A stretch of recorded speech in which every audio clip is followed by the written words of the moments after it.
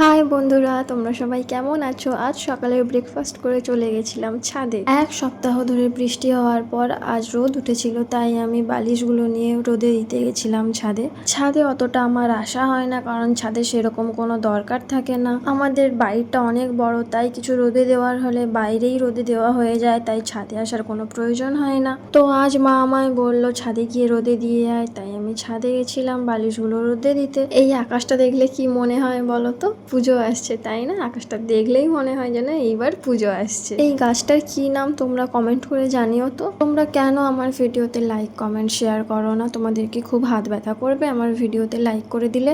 চট করে আমার ভিডিওতে একটা লাইক কমেন্ট শেয়ার করে দাও আর পেজটাকে ফলো করে দাও। দুঃখের কথা কি বলবো গাইজ, আমার জন্মদিনে কেউ কেকই আনেনি, তাই আমি একা একাই কেক বানাচ্ছিলাম। না না, আজ আমার জন্মদিন নয়, আমার জন্মদিন কিছুদিন আগে চলে গেছে, তাই মনের দুঃখে আমি কেক বানাচ্ছিলাম। তোমরা যদি কেউ খেতে চাও আমার বাড়িতে চলে এসো। টাটা।